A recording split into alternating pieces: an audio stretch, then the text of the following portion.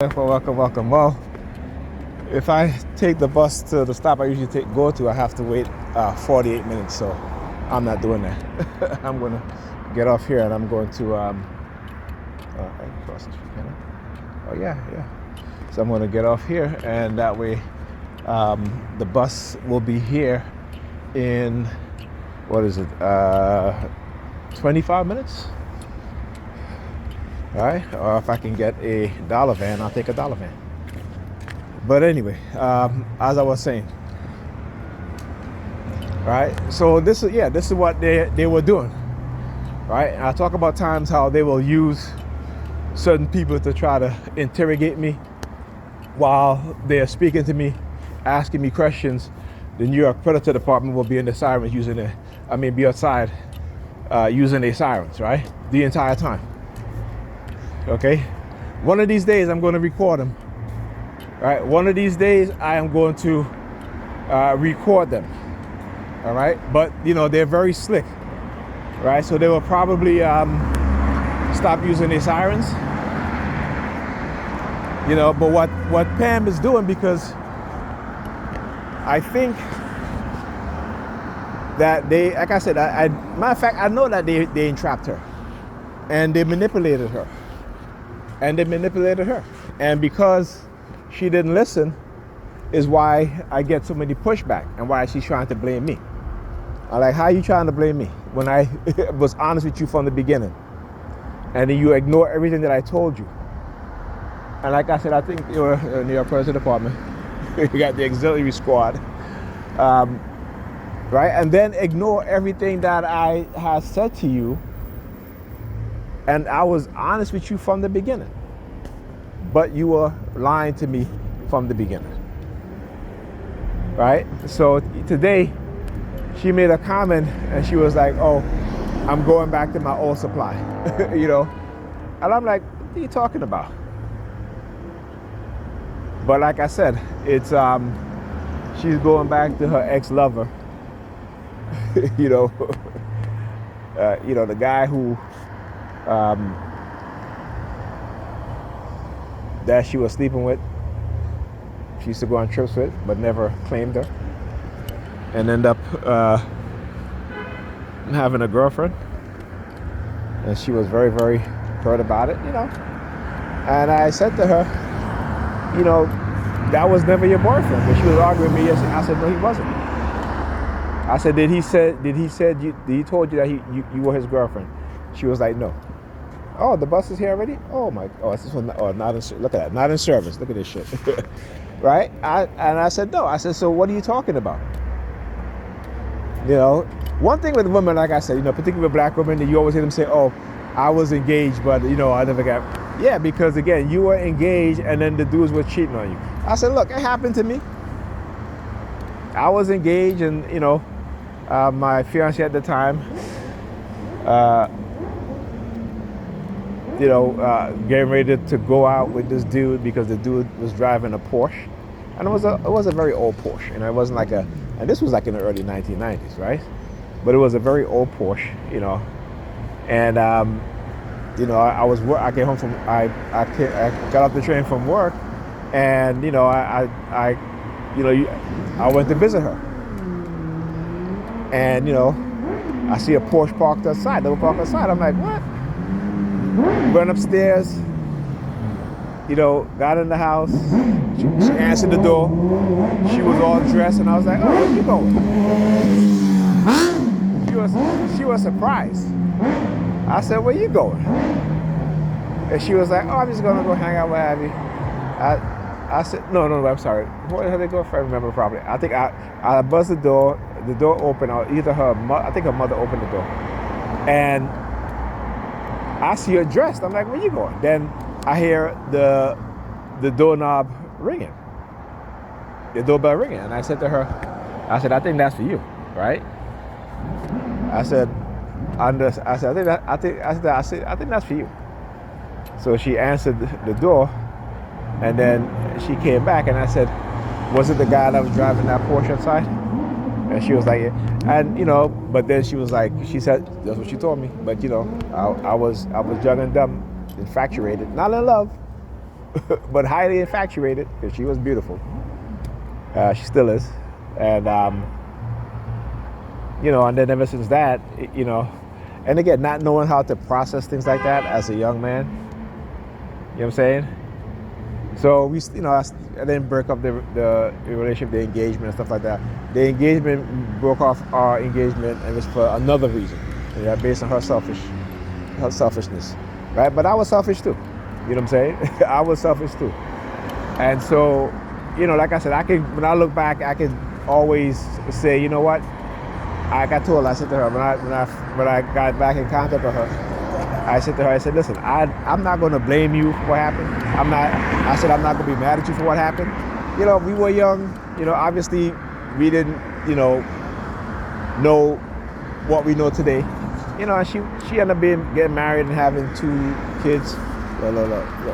You got look at the lights flashing over there. Yeah, New York Predators Department flashing their lights. Look at them. And, so I just said, listen, there are things that I've learned, but it took me a while to process certain things and really understand what's going on. But when I became a target, right? And like I said, I've always been in a relationship with the woman that gave me signs that they were messing around. And then after that, I was like, okay, you know what? Yeah, I'm not going to be a sucker, and I stopped messing around instead of just breaking it off. You know what I'm saying? Because again, when you don't have examples of relationships, of good relationships, and most of us within the Black community don't have really good examples of how relationships should be. I mean, there are people who have good relationships. I'm not saying that they're not. What I'm saying is that a lot of us don't really see that, don't have that, right? So it is something that I understand as I got older, started doing research, particularly being a targeted individual, and particularly understanding how predators on the police departments, the Sambos and Sambinas, the white racist predator cops, how they weaponize certain things against us. How they use drugs, they weaponize drugs, weaponize sex, weaponize our emotions, right? A lot of shit that they do. And there are those within our community that are giving them a hand in doing so for monetary gains, right? So when I look at, with that example, like I said, with Pam, right? All of a sudden, her behavior got worse, got changed because they were sending her honey traps. So she, like I said, a lot of women, when they get their college degree, they all of a sudden they think that they're better than you in the relationship, so they break up the relationships. And she went back to the same dude, and then what happened? A couple months later, he did the same shit to her, right? And so I remember last year I said to her, "What happened to your friend?" She was like, "Oh, I don't talk to that man. I don't this and that." But yet you're still talking to that man. And it's funny too, because she called me Friday and she was like, I was on the bus going home and I going over to her house. And when I got to her house, I text her. I said to her, "What is it? What happened?" And she was like, "Oh, I canceled the cable because it's too expensive. And can you unplug the cable box because I need to bring them back?" I'm like, "Okay, what's the rush? What's the rush?" You know what I'm saying? It's Friday, right? And and then on top of that, she left work early. Usually she had to pick up our daughter from from summer camp at 5:30. She came home at 4 something, like almost 4:30. So I said to her, "Oh, you left work early?" She's like, "Yeah, I got to bring back the cable box, but she never ended up bringing it." I said, I had unplugged one of the cable box, but she never asked to bring it. I said, "You're not bringing back the cable box?" She was like, "No, I'm tired. I'll bring it back tomorrow in the morning." So today, she didn't bring them back. So tomorrow now, she's going to go out to bring them back.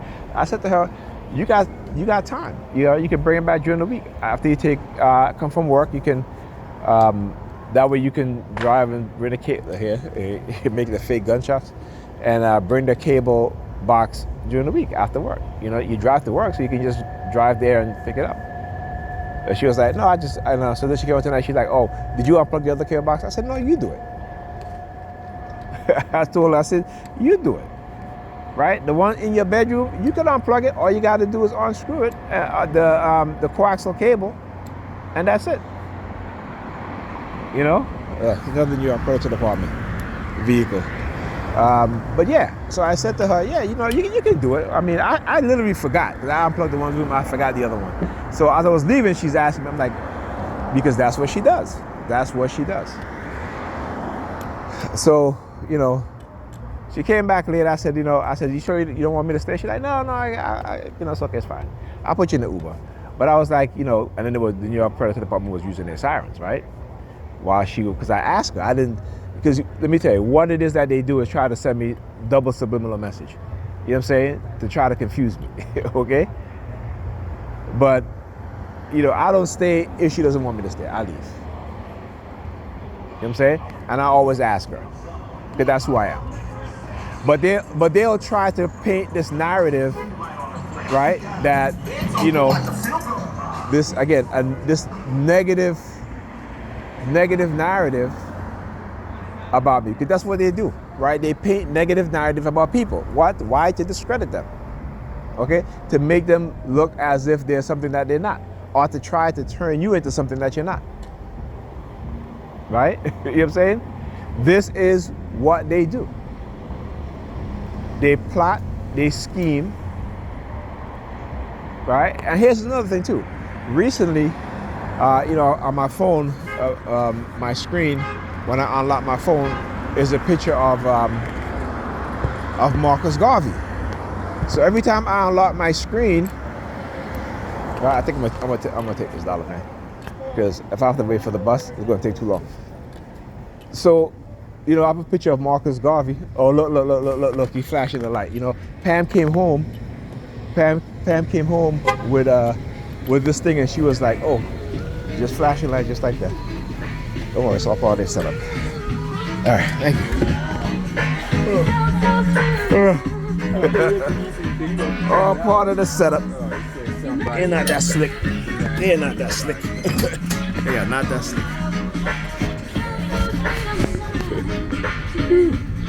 Anyway, I'll talk to you guys about it.